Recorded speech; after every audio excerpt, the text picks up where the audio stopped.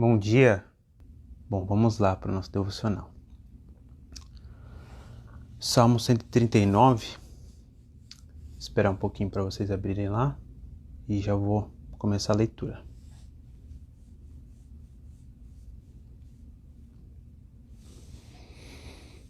Mas antes disso, eu vou fazer uma oração.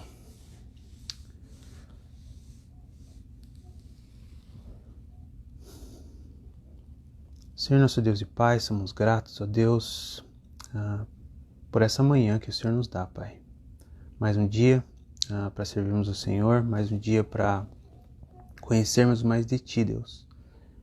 Para sabermos mais da vida eterna, conhecermos o Senhor e quem o Senhor enviou, Jesus Cristo. Que privilégio também, Deus, poder usar a tecnologia para estarmos próximos dos irmãos, podermos compartilhar a Tua palavra, Deus, mesmo de tão longe. Te louvamos pela Tua palavra e clamamos, Deus, que o Teu Santo Espírito nos ilumine nesta manhã, nos ensine e nos ajude, Deus, a amar mais o Senhor e amar nosso próximo. É isso que nós oramos, no nome de Jesus, nosso Salvador. Amém. Bom, irmãos, o Salmo 139, o título na minha Bíblia aqui, é Deus Onisciente e Onipotente. Eu estava fazendo uma pesquisa, um comentário que eu encontrei, na verdade o título que ele dá é Maravilhoso Demais para Mim, que é basicamente o que Davi fala no versículo 6, Então a gente poderia, talvez seja um título mais adequado, Maravilhoso Demais para Mim. É um salmo muito teológico, mas também muito prático. Então acho que vai ser muito instrutivo para nós essa manhã. Eu vou começar lendo, tá bom? Senhor, Tu me sondas e me conheces. Sabes quando eu me assento e quando me levanto. De longe penetras os meus pensamentos. Esquadrinhas o meu andar, o meu deitar e conhece todos os meus caminhos. Ainda a palavra não me chegou à língua e Tu, Senhor, já a conheces toda. Tu me cercas por trás e por diante e sobre mim pões a mão. Tal conhecimento é maravilhoso demais para mim, é sobremodo elevado, não posso atingir. Para onde me ausentarei do teu espírito? Para onde fugirei da tua face? Se subo aos céus, lá estás. Se faço a cama no mais profundo abismo, lá estás também. Se tomo as asas da alvorada e me detenho nos confins dos mares, ainda lá me virá de guiar a tua mão, e a tua destra me susterá. Se eu digo, as trevas com efeito me encobrirão, e a luz ao redor de mim se fará noite, até as próprias trevas não te serão escuras. As trevas e a luz são a mesma coisa, pois tu formastes o meu interior, tu me tecestes no seio de minha mãe. Graças te dou, visto que por modo assombrosamente maravilhoso me formaste. As tuas obras são admiráveis, e a minha alma sabe muito bem. Os meus ossos não te foram encobertos quando no oculto fui formado, e entretecido como nas profundezas da terra. Os teus olhos me viram a substância ainda informe, e no teu livro foram escritos todos os meus dias, cada um deles escrito e determinado, quando nenhum deles havia ainda.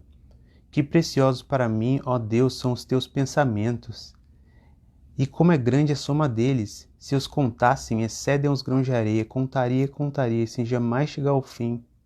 Tomara, ó Deus, desses cabos do perverso, apartai-vos, pois, de mim, homens de sangue. Eles se rebelam insidiosamente contra ti, e como teus inimigos falam malícia. Não aborreço eu, Senhor, os que te aborrecem, e não abomino os que contra ti se levantam. Aborreço-os com ódio consumado. Para mim são inimigos de fato. Sonda, meu Deus, e conhece o meu coração. Prova-me e conhece os meus pensamentos. Vê se há em mim algum caminho mau e guia-me pelo caminho eterno. Este é o Salmo 139. E o primeiro ponto que a gente vê nos versículos 1 a 6 é que o salmista está falando da doutrina que a gente está conhecido como onisciência, Deus, ele está em todos os lugares, Deus vê todas as coisas, Essa é a doutrina da onisciência, e que o salmista fala nos versículos 1 a 6. E é bem interessante porque às vezes a gente fala dessa doutrina não de maneira prática, mas Davi, quando ele descreve essa doutrina, fala sobre o Deus que vê todas as coisas, ele fala de maneira bem prática, ele relaciona com a vida dele. Então ele está falando que, ele começa, né? Senhor, tu me sondas e me conheces, né? Sabes quando eu me assento e quando eu me levanto. Essa terminologia, quando eu me assento, quando eu me levanto, é um merisma, né? É quando o autor ele usa duas palavras opostas que se referem ao todo. Então, desde que ele se assenta, desde que quando ele se levanta, desde que o dia dele começa, por exemplo, hoje, agora, a gente está levantando da cama, né? Muitos aí. E até o tempo que ele vai deitar no final do dia, o dia inteiro, Deus vê todas as coisas, né? Deus, ele é onisciente, ele vê todas as coisas que estão acontecendo conosco. E isso é uma doutrina que deve trazer o quê? Muita confiança, né? Muito consolo para nós, né? A gente vê esse primeiro merismo, quando me assento e quando me levanto. O segundo é no meu andar e no meu deitar. Então, não só quando a gente assenta e levanta, mas também quando nós andamos, né? E também deitamos. Então, todo o período do dia da nossa vida, Deus está vendo todas as coisas que acontecem conosco, né? E então ele não só vê, mas ele esquadrinha, né? Versículo 3, esquadrinha o meu andar e o meu deitar e conhece todos os meus caminhos.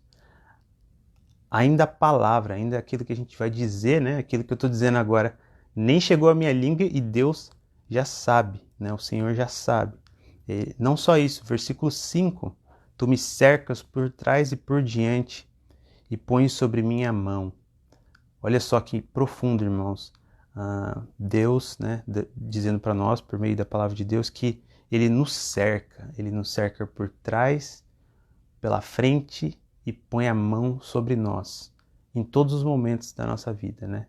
No sentido de que Deus, Ele vê todas as coisas, né? E então isso deve trazer o quê? Muita confiança e louvor para esse Deus que nos ama, né? O que eu posso dizer desse trechinho é basicamente que não existe distanciamento social para Deus, né? Não existe distanciamento social para a doutrina da onisciência de Deus. Isso é uma bênção para nós, porque Deus ele não fica longe de nós, né? A nenhum momento, ele é onisciente a todo momento, né? E a gente vai depois para a segunda seção do Salmo, que é os versículos 7 a 12, que fala basicamente que Deus está em todos os lugares, né? A doutrina da onipresença de Deus. Deus não somente ele vê todas as coisas, versículo 1 a 6, mas ele está em todos os lugares, versículos 7 a 12.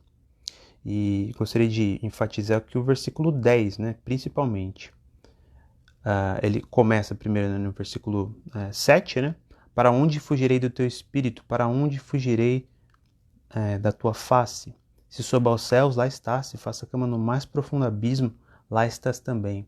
Então, não somente Deus, ele vê todas as coisas, mas ele está em todos os lugares. Então, Davi começa a refletir a ideia de que, mesmo, vamos supor, se eu subir até os céus, bom, Deus vai estar lá. Se eu descer até o mais profundo abismo, aqui ele está falando, na verdade, do inferno, do Sheol, né? A palavra no original aqui, Deus também estará lá, né? Se tomo as asas da alvorada e me detém aos confins dos mares, ainda lá me haverá de guiar a tua mão. Então ele está falando de coisas muito distantes e diferentes até mesmo para ele, né? Deus ainda assim estará lá com ele.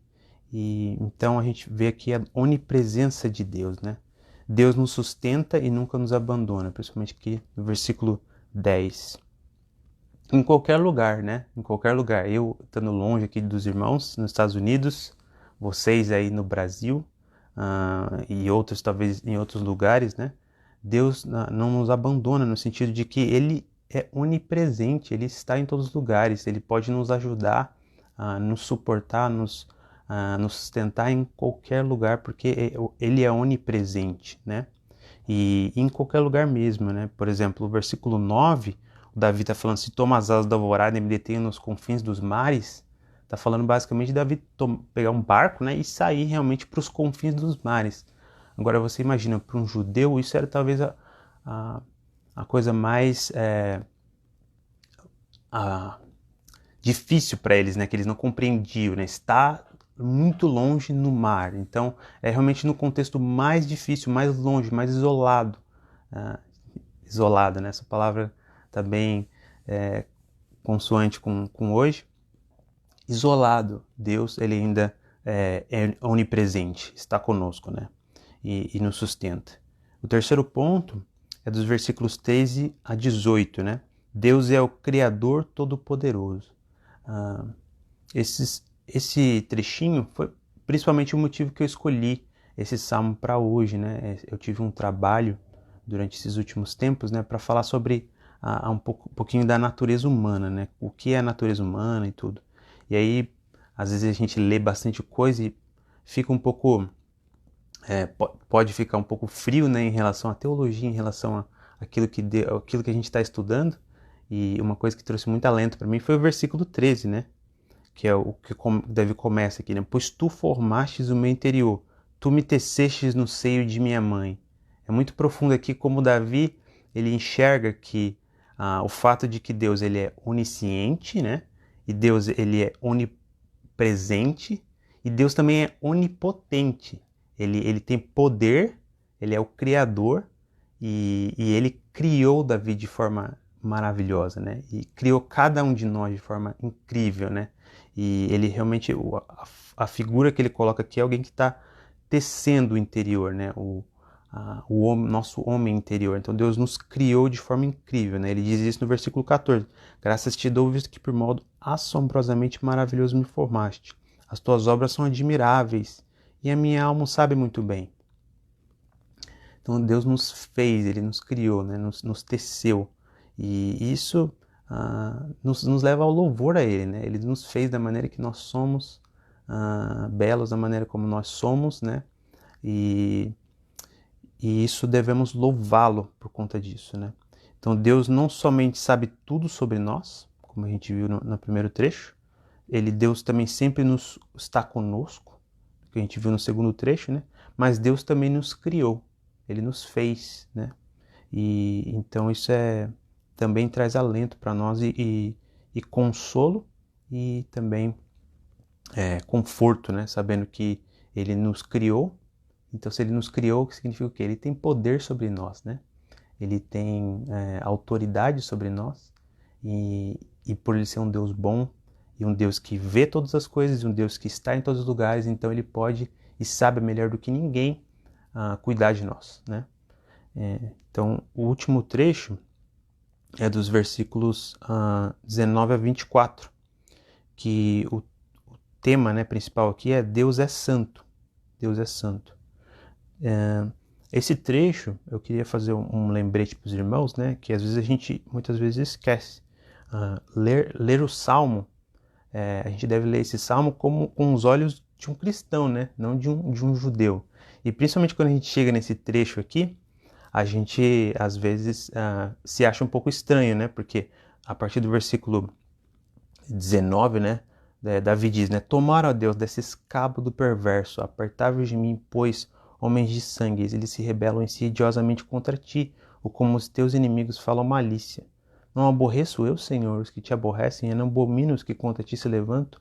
Aborreço-os com ódio consumado, para mim são inimigos de fato.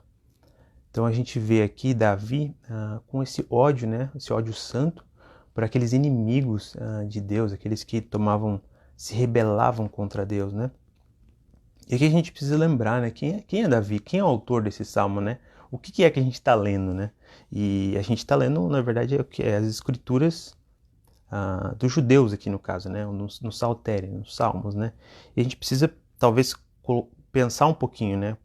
Como que a gente interpreta, então, esse trecho, né? Davi, ele era um judeu, né? Ele era rei de Israel. Ele era alguém escolhido por Deus, né? Para reinar, governar a nação. E com certeza, da linhagem dele viria o Messias, né? E então a gente vê uma diferença grande, né, no caso, entre nós e Davi. Então a gente precisa fazer esse tipo de balanço, né, para poder compreender e ver a esperança maior que nós temos nesse salmo, ainda maior do que Davi tinha quando ele escreveu. Porque quando ele escreveu esse salmo, ele ainda não tinha toda a palavra de Deus que nós temos, né? Então nós lemos nesse salmo com muito mais benefícios, né, do que Davi ao escrever lá, quando ele escreveu. Por quê, irmãos? Por quê? Bom, Davi aqui, ele está odiando esses perversos, né? De maneira santa. E aí nos faz pensar um pouco, né? Quem será que eram esses perversos, né? Será que eram gentios? Talvez, provavelmente gentios, né? Então, pode ser que não, pode ser que sejam judeus, mas provavelmente gentios, homens que não eram do povo de Deus, né? E aqui a gente vê também mais uma coisa que a gente pode se alegrar no Senhor, né? Aqui Davi está realmente odiando esses homens, né? Esses inimigos de Deus. E a própria palavra de Deus nos diz, né? Na Páscoa, né? Recentemente relembramos isso, né? Deus, nós éramos inimigos dele, né? Nós o rejeitávamos, né? Então Deus, ainda assim, ele enviou seu Filho, Jesus Cristo, nascido da mulher, nascido de uma virgem, né? Viveu uma vida perfeita, morreu na cruz pelos nossos pecados e ressuscitou ao terceiro dia, glorioso, né? Então, quando a gente lê esse trecho, a gente já lê com outros olhos, né?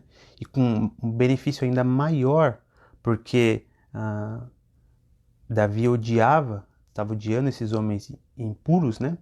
Mas Deus, na sua graça, ele resolveu salvar muitos desses homens impuros por meio do seu filho, né? E principalmente por meio desse ódio santo, né? Por meio desse ódio que na cruz Cristo foi oferecido e na cruz ele sofreu pelos nossos pecados, sofrendo a punição não somente da cruz, mas do ódio, né? Por causa dos pecados que ele recebeu sobre ele.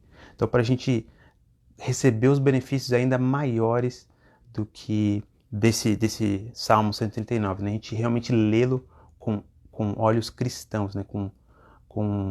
Tomar esses salmos como cristãos realmente, né? Não como judeus simplesmente. Então a gente vê justamente o que? O Evangelho, a gente relembra do Evangelho também ao ler esse salmo, né?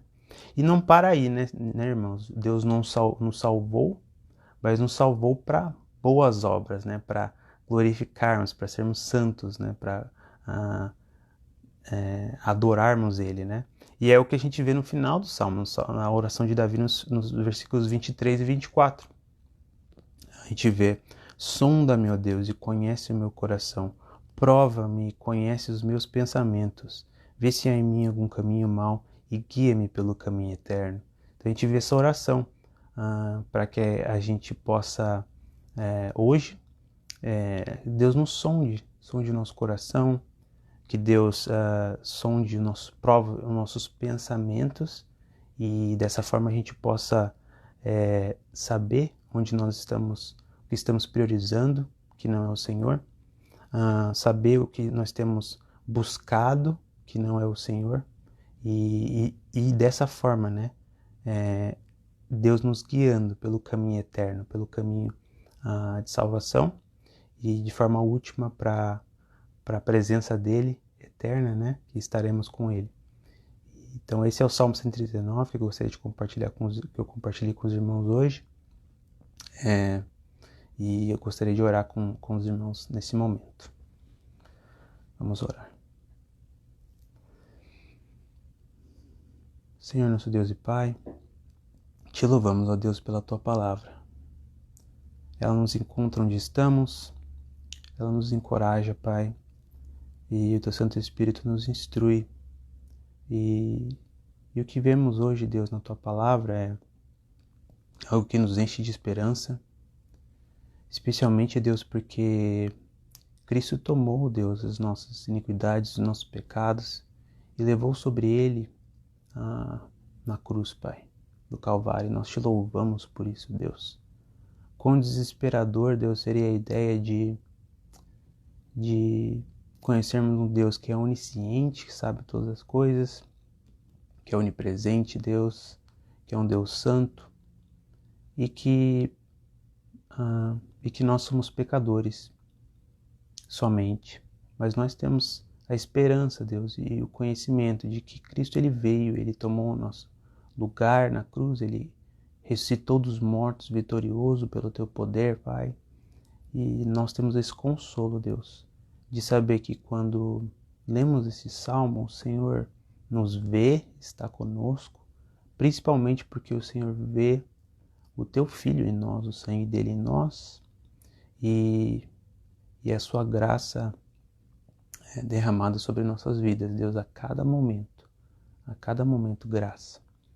E por isso oramos, Deus, neste momento, que o Senhor sonde nossos corações, prove os nossos pensamentos, e o Senhor nos redirecione, Deus, para Ti, Pai, a fim de que possamos andar pelo caminho eterno, que é o Teu Filho, que é Jesus Cristo, que disse, né, eu sou o caminho, a verdade e a vida, Pai.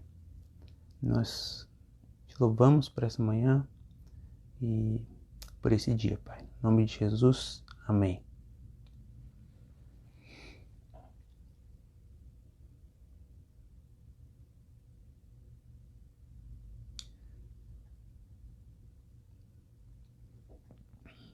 Bom, irmãos, foi um prazer compartilhar com vocês a palavra de Deus de tão longe aqui, e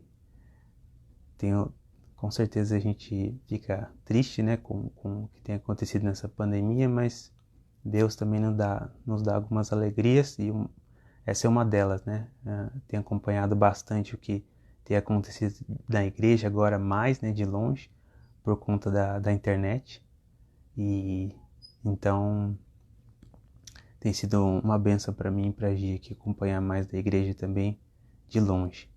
Então eu espero que os irmãos tenham sido encorajados pela palavra, e um grande abraço. Fiquem com Deus, irmãos. Graça e paz.